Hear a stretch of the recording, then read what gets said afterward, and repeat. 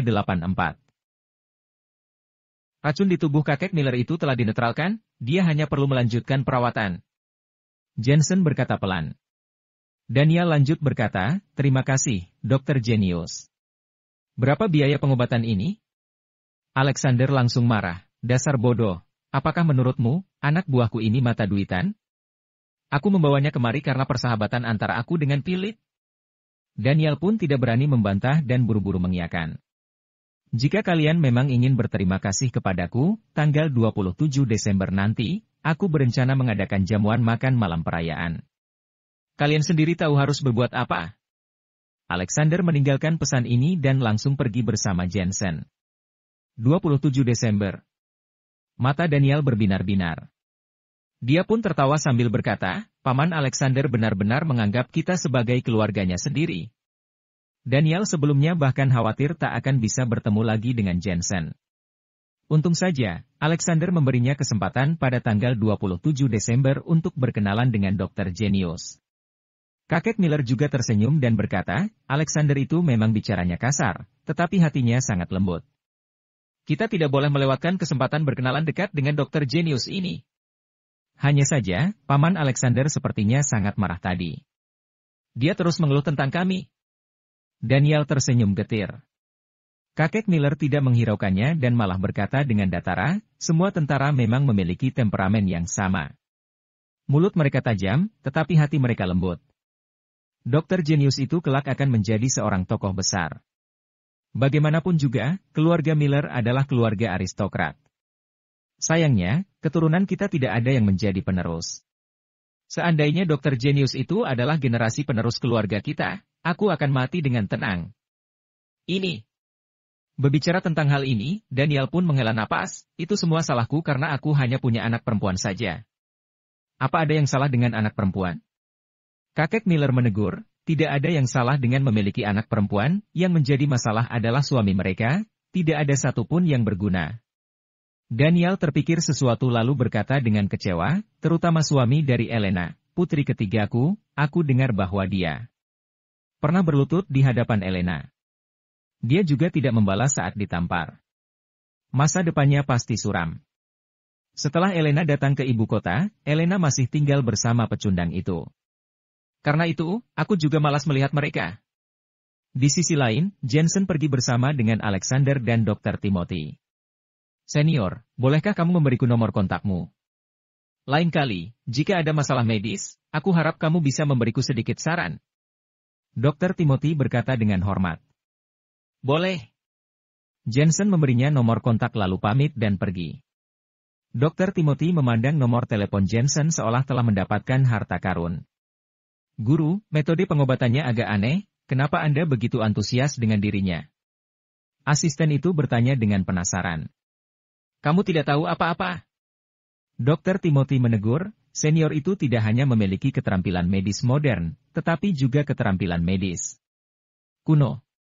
Contohnya tadi, racun 7 bunga serangga saja sudah dapat membuktikan kehebatannya. Lain kali, kalau kamu bertemu dengannya, kamu harus bersikap hormat terhadap dirinya. Baik. Asisten itu mengangguk dengan cepat, tetapi dia masih merasa heran. Pemuda itu hanya berusia sekitar 20 tahun. Bagaimana dia bisa memiliki keterampilan medis yang begitu luar biasa? Terima kasih, Kakek Carson. Jensen mengikuti Alexander pergi dengan menaiki mobil. Jensen paham apa yang dimaksud Alexander. Jensen tidak membeberkan identitas aslinya demi perjanjian selama 6 bulan itu. Selain itu, tanggal 27 Desember bertepatan dengan hari berakhirnya perjanjian itu. Keluarga Miller memperlakukanmu secara tidak adil. Kamu harus merebut kembali apa yang mereka rebut darimu. Alexander tertawa sambil berkata, tidak hanya Elena, tetapi juga martabat Elena. Selama bertahun-tahun ini, keluarga Miller memperlakukan Elena dengan tidak adil. Mereka juga telah melecehkan martabatmu.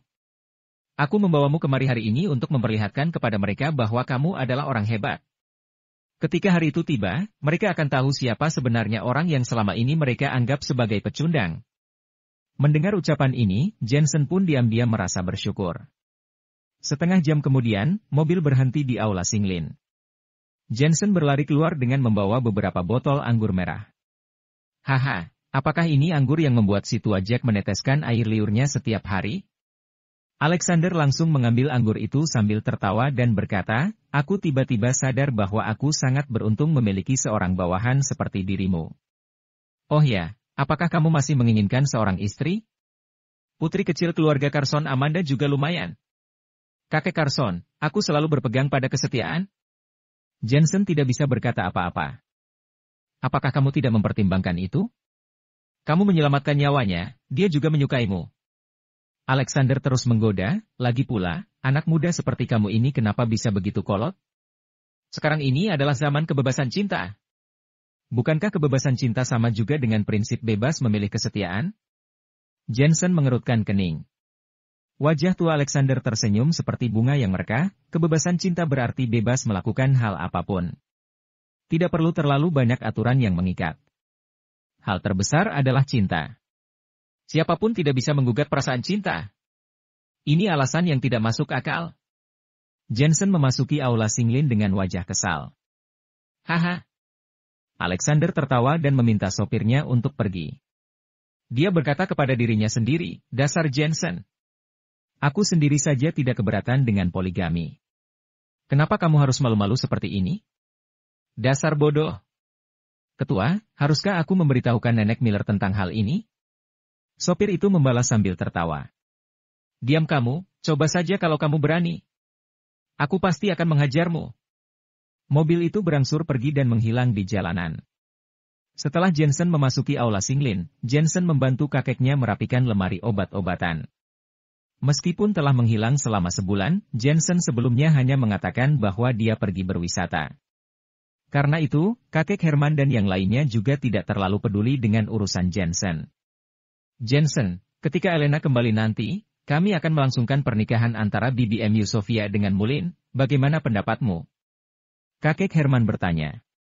Bagus sekali, sepertinya mereka selalu menjalin hubungan secara sembunyi-sembunyi. Kelak, mereka dapat menunjukkan cinta mereka berdua secara terbuka.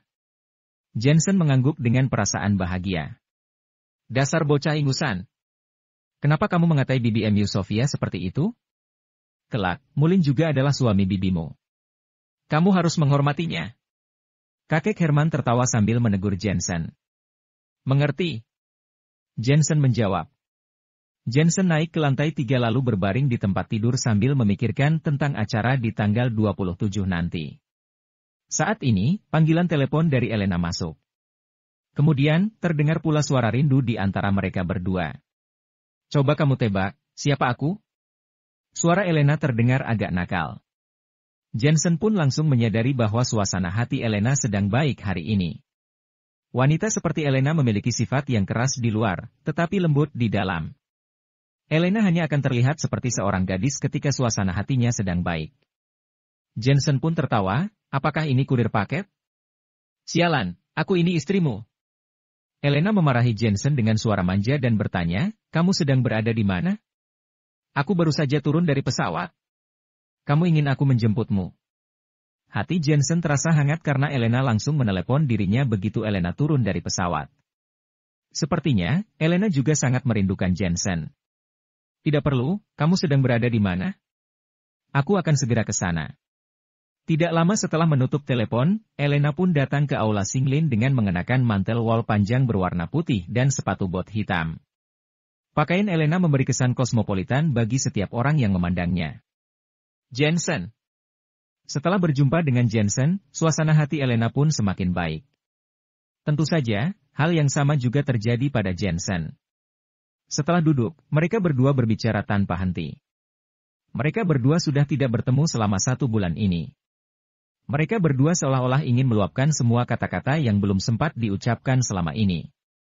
Jensen, ini sudah hampir setengah tahun, ketika saatnya tiba, aku akan memberimu kejutan. Setelah mengobrol sebentar, Elena pun berkata demikian dengan percaya diri. Baiklah.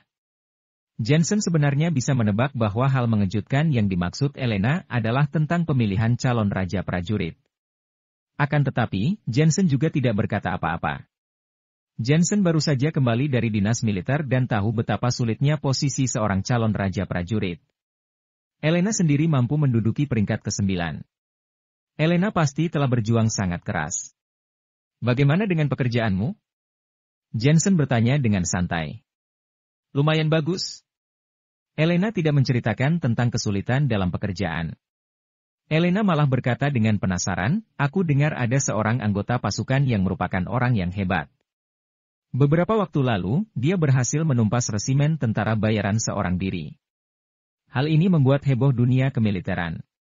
Dia kini menjadi peringkat pertama calon raja prajurit. Wajah Jensen tampak aneh. Jensen tersenyum sambil bertanya, apakah dia itu seorang pria atau wanita?